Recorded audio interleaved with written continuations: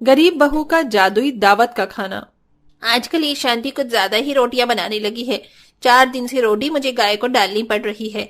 आज तो यहाँ आसपास कहीं गाय भी नजर नहीं आ रही है। एक काम करती हूँ, इसे यहाँ चौक पर रख देती हूँ। चौक पर गायों के खाने के लिए रोटी रखकर वो औरत वहां से चली जाती है।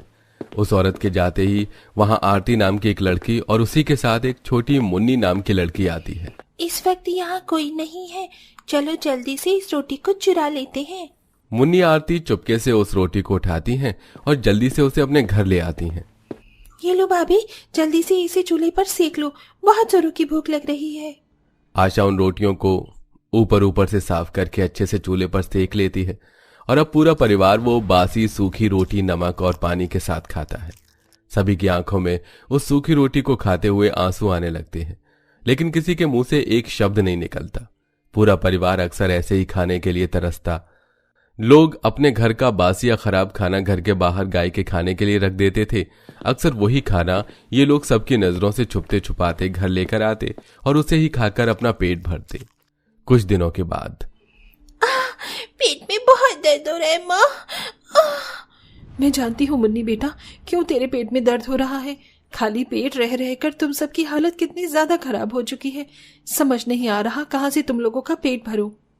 माँ, सुबह मेरे दोस्त बता रहे थे कि जो हमारे गांव में हनुमान मंदिर है ना, वहां आज दोपहर में भंडारा होने वाला है। हम लोग उस भंडारे में खाना ले आएंगे। श्याम की बात सुनकर आशा काफी ज्यादा खुश होती है।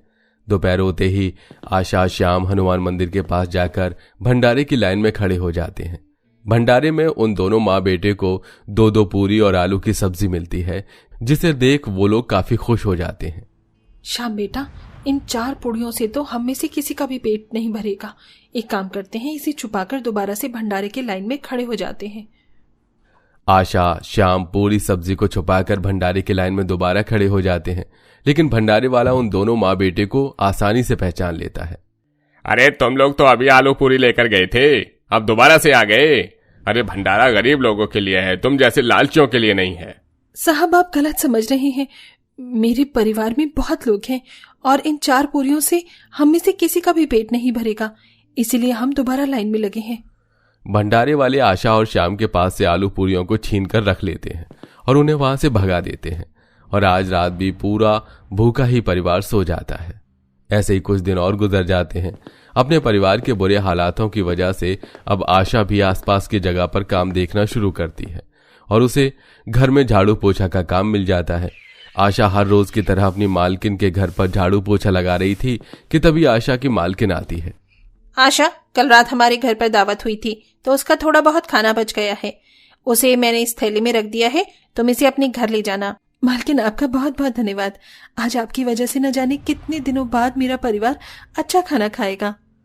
सारा काम खत्म होने के बाद आशा खुशी खुशी अपनी मालकिन के लिए दिए हुए खाने को लेकर आ रही होती है कि तभी आशा को एक पेड़ के नीचे एक आदमी रोता हुआ दिखाई देता है, जिसे देख आशा उसके पास जाती है। क्या हुआ भाई साहब, आप ऐसे रो क्यों रहे हैं? बहन जी, मैं एक बर्तन वाला हूँ, बर्तन बेचकर अपना पेट भरता हूँ, लेकिन 4 दिन हो गए हैं मेरा एक भी बर्तन नहीं बिका। आप मुझसे एक बर्तन ले लीजिए, कम से कम मैं आज कुछ खा तो लूंगा। भाई साहब, मेरे पास बर्तन खरीदने के लिए पैसे तो नहीं है, लेकिन ये खाना जरूर है। आशा उस बर्तन वाले को थोड़ा सा खाना निकाल कर दे देती है, जिससे देख वो बर्तन वाला जल्दी जल्दी से वो सारा खाना खा जाता है। मेरी भूख अभी भी शांत नहीं हुई है, क्या थोड़ा और खाना मिल सकता है? आशा के पास अब थोड़ा सा ही खाना बचा था, लेकिन उस बर्तन वाले को भूख से तड़पता देख आशा वो सारा खाना उसे दे देती है, जिसे खाकर वो बर्तन वाला वहां से चला जाता है। लेकिन उस बर्तन वाले के वहां से जाते ही जहां वो बैठा होता है, आशा को वहां पर एक सफेद रंग का सुंदर सा कटोरा मिलता है। लगता है ये कटोरा उस बर्तन वाले का ही है। आशा उस बर्तन वाले को कटोरा देने के लिए जैसे ही पीछे मुड़ती है तो देखती है कि वो बर्तन वाला वहां से गायब हो चुका है। अरे, ये बर्तन वाला अचानक कहाँ गायब हो गया? आशा अब उस कटोरे को अपने साथ ले आती है और अपने चूल्हे के पास रख देती है। ऐसे ही कुछ दिन गुजर जाते हैं। आज आशा अपने दोनों बच्चों के साथ भगवान की पूजा के लिए मंदिर में जाती है। हे भगवान, अब तो अपना कुछ करिश्मा दिखाओ। आखिर कब तक मेरे परिवार को यूं ही भूख से तड़पना होगा? माँ, ये भगवान जी की मूर्ति के सामने क्या रखा हुआ है? बेटा, इसे पेटी कहते हैं। लोगों का मानना है कि अगर हम अपनी कोई भी इच्छा कागज पर लिखकर इस पेटी में डाल देंगे तो भगवान उसे जल्द से पूरी कर देते हैं। आशा की बात सुन दोनों बच्चे घर आते हैं। अपनी कॉपी में से कागज फाड़कर उस पर अपनी मनपसंद खाने की चीजें लिखते हैं। श्याम, मैंने तो इस कागज पर चाउमीन, बर्गर, पिज्जा और पुलाव लिखा है। तुमने क्या लिखा है? मैंने तो अपने मनपसंद के राजमा चावल लिखे हैं। अब जब हम मंदिर जाएंगे ना तो हम इन कागज को उस पेटी में डाल देंगे। इसके बाद तो भगवान जी हमें हमारा मनपसंद खाना देंगे। दोनों बच्चे कागज पर अपना मनपसंद खाना लिख उसे छुपाकर रखने वाले होते हैं कि तभी अपनी माँ को आता देख दोनों बच्चे उन कागज को उठाकर चूल्हे के पास रखे उस सफेद कटोरे में डाल देते हैं। और ऐसे ही शाम हो जाती है।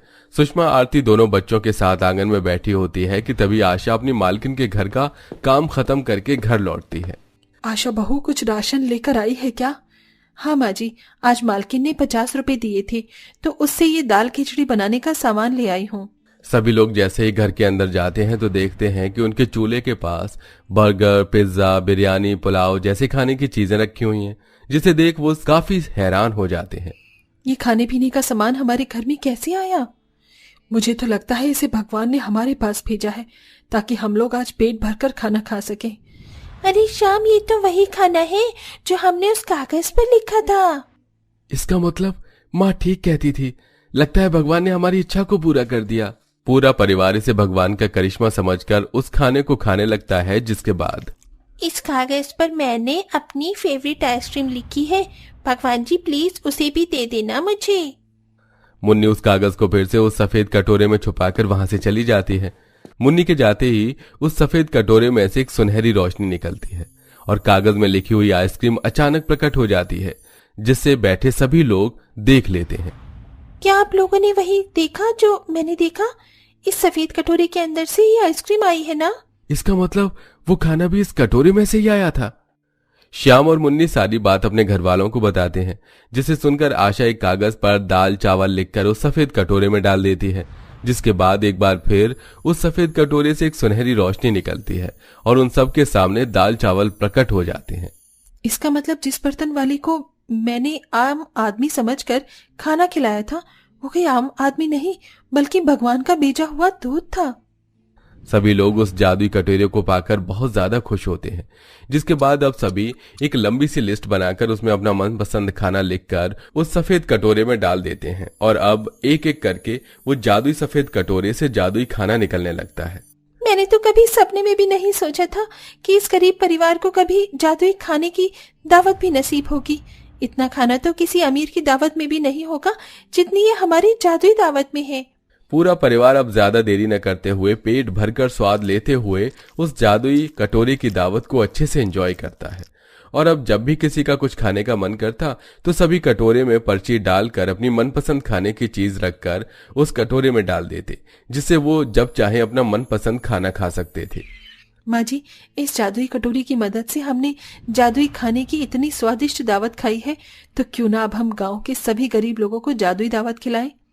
आशा के घर वालों को उसकी बात पसंद आती है, जिसके बाद अब अनुज अपने गांव के सभी गरीब लोगों को जादुई दावत खिलाने के लिए इकट्ठा कर लेता है। भाई साहब, आप लोगों के तो खुद ही खाने के लाले पड़ रहे हैं और आप लोग हमें दावत खिलाएंगे। कहीं कोई खजाना हाथ लगाया है क्या? बहन जी, ऐसा ही कुछ समझ लीजिए। आशा सभी गरीब गांव वालों के लिए तरह तरह के अच्छे पकवान एक पर्ची में लिखकर उस जादुई कटोरे में डाल देती है और देखते ही देखते उनके सामने वो सारा खाना प्रकट हो जाता है। जादुई खाने की दावत खाकर सभी गरीब लोग काफी ज्यादा खुश होते हैं। अरे ऐसा खाना तो हमने कभी सपने में भी खाने के बारे में नहीं सोचा होगा। जो अमीर लोग नहीं कर पाए वो आप लोगों ने हमारे लिए किया। भगवान आपका भला करे। अपने जैसे गरीबों का पेट भरकर पूरा परिवार काफी खुश होता है। जिसके बाद अब वो जादुई खाने को ही अपने रोजी रोटी का सहारा बना लेते हैं और सारा परिवार बिना किसी परेशानी और भुखमरी के हंसी खुशी अपनी जिंदगी जीता है।